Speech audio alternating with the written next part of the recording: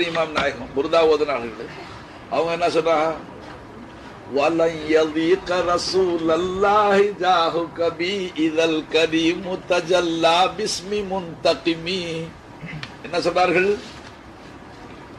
நாயகமே, அல்லாஹ்வுடைய ரசூலே, நாளை மஹ்ஷர் மைதானத்தில் மறுமையில் அல்லாஹு தஆலா முன்தகிம், குற்றவாளிகளை தண்டிக்க கூடியவன் என்ற அந்த தோரணையில் அல்லாஹ் தஜல்லி செய்வானே, முத்தஜல்லி ஆவானே. இதல் கரீமு தஜல்லா பிஸ்மி முன்தகிமி.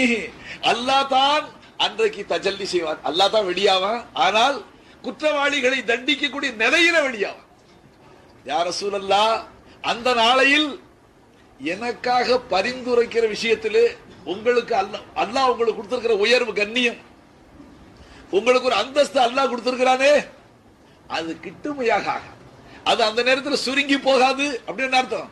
நான் அதை நம்பித்தான் வாழ்றேன் என்று சொல்லுகிறார்கள் பூசரி இமாம் அவர்கள். விளங்குச்சுங்களா? ரசூலுல்லாஹி ஷஃபாத்